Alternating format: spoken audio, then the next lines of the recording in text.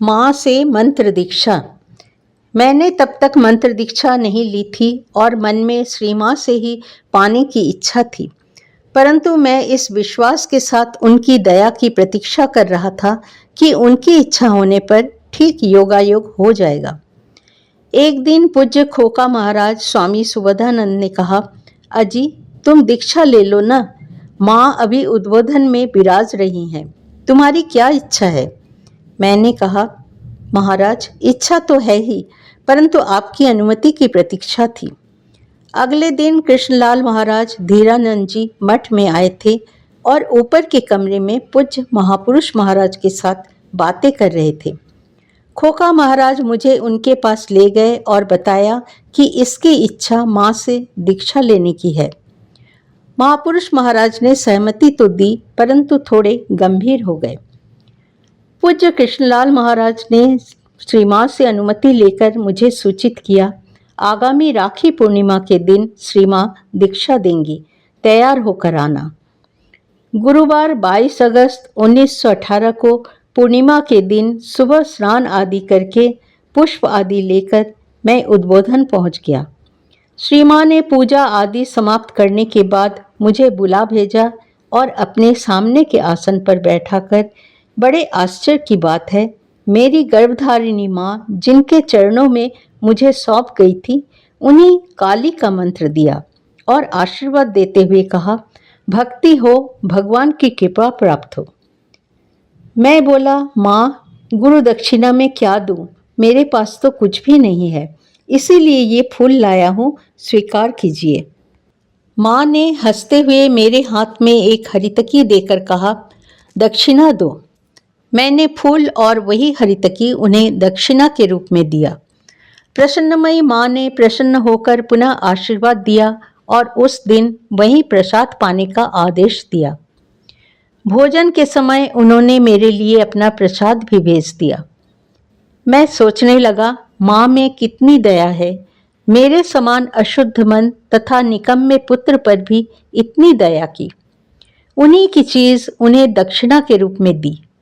माँ, तुम्हारे और अन्य गुरुओं में कितना अंतर है। उनको आद्याशक्ति स्वरूपिणी मानकर मन ही मन उन्हें बता दिया कि यह देह मन उन्हीं का है, क्योंकि गर्भधारिणी माँ एक बार उन्हें सौंप चुकी थी। एक ही वस्तु उन्हें 2 बार कैसे दी जा सकेगी? अब मैं स्वयं को पुनः कैसे उन्हें सौंपूं? अतः ये फूल देकर ही मन को संतोष करना पड़ा है। दीक्षा पाने के 1 माह बाद मैंने श्री माँ की अनुमति लेकर वाराणसी जाने का निश्चय किया। श्यामलाताल के ब्रह्मचारी के द्वारा नए वस्त्र खरीदकर मंगवा लिए। मठ के एक सन्यासी ने उससे कौपीन, धोती, कुर्ता और एक पगड़ी बनाकर उसे गेरुए रंग में भलीभांति रंग दिया। वो भी एक पूर्णिमा और शायद गुरुवार का दिन था। सुबह वे कपड़े लेकर मैं श्री माँ के पास गया। श्री माँ ने ठाकुर की पूजा करके धोती तथा कौपीन मेरे हाथ में दिया। मेरा मन भावों से परिपूर्ण अभिभूत था। मैं रोते हुए उनके चरणों में पड़कर बोला, माँ आशीष दो कि मैं भगवान का दर्शन प्राप्त कर सकूं। उन्होंने कहा, जरूर करोगे बेटा, कहकर स्नेहपूर्वक मेरी ठोड़ी का स्पर्श करके अपना हाथ चूमकर आशीर्वाद दिया। मेरे कुछ साथी साधुओं के अलावा अन्य किसी को यह बात ज्ञात न था कि मैं श्री माँ के पास गेरुए वस्त्र लेने गया था। पूज्य महापुरुष महाराज को भी यह बात मैंने नहीं बताई थी। शाम को जब मठ लौटा तो उन्होंने पूछा, कहाँ गए थे? मैंने उन्हें सब कुछ बतलाया। उन्होंने गंभीरतापूर्वक सुना, परंतु बोले कुछ नहीं।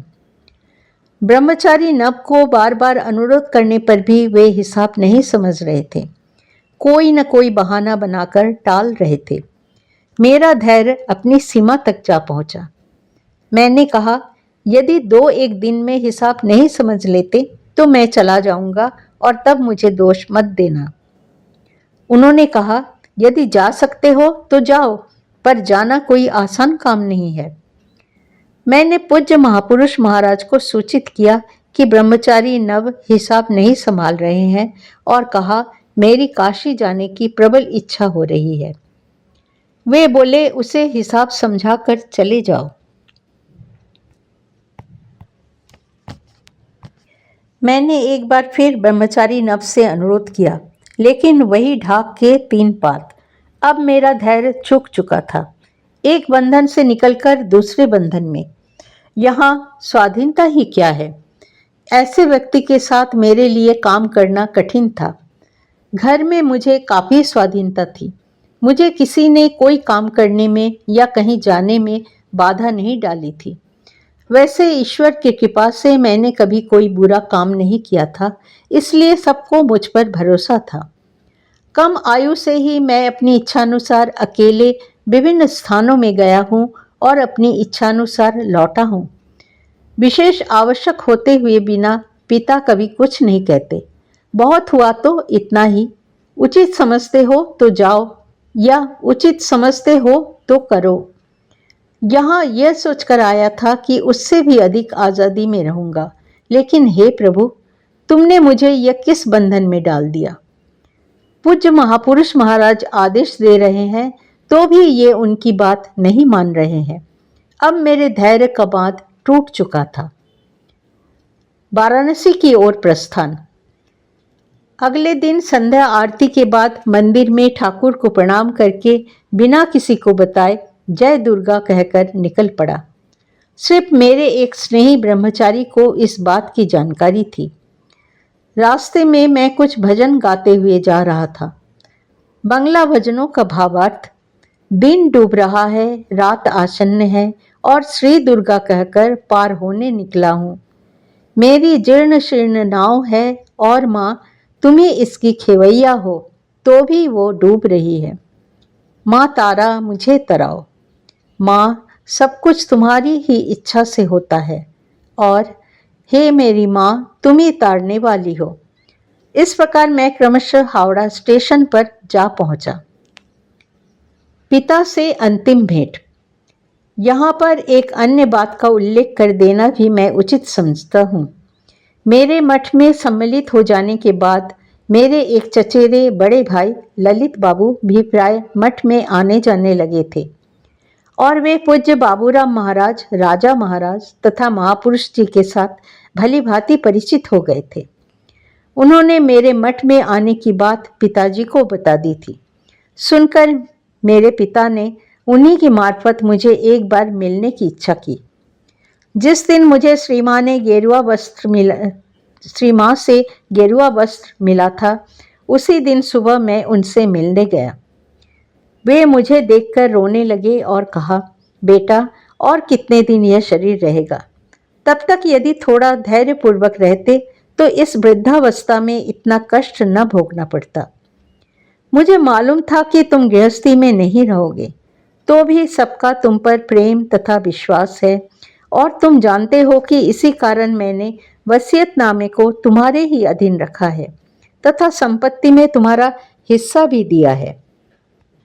अब तुम्हारी क्या इच्छा है बोलो, क्योंकि उसी के अनुसार उसमें थोड़ा परिवर्तन करना होगा।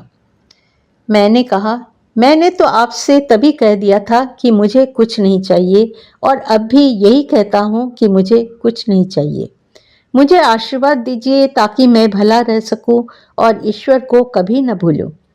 मैंने और भी कहा, आपने मेरे प्रति भाइयों के जिस प्रेम तथा विश्वास की बात कही है, उसी को बनाए रखने के लिए मैंने यह मार्ग अंगीकार किया है। यदि मेरा संपत्ति के साथ कोई संसर्ग रहे तो इसके नष्ट होने की आशंका है। इसके बाद भोजन के लिए कहे जाने पर मैंने कहा, मैं अपनी धर्म माँ के पास भोजन करूँगा। माँ तब बहरमपुर में थी, अतः उनसे भेंट न हो सकी। ईश्वर जो भी करते हैं अच्छे के लिए ही करते हैं। शायद मुलाकात होने से वो कोई झंझट खड़ा कर बैठती और मैं धर्म संकट में पड़ जाता। पिता से विदा मांगी। उन्होंने एक लंबी सांस लेकर कहा, काशी जाओगे? पास में किराया तो है ना? मैंने कहा, पैदल जाने का विचार है। जल्दी से 50 रुपये देने लगे। मैंने यह कहकर सिर्फ 10 रुपये लिए कि इतने रुपयों की ज़रूरत नहीं, केवल तीसरे दर्जे का किराया होने से चल जाएगा। यही पूंजी लेकर मैं काशी गया। पहले मेरे मन में आया था कि माँ से या अपने किसी मित्र से रेल का किराया मांग लूं, परंतु उसकी जरूरत नहीं हुई। सबसे विदा लेकर मैं मठ लौट आया था।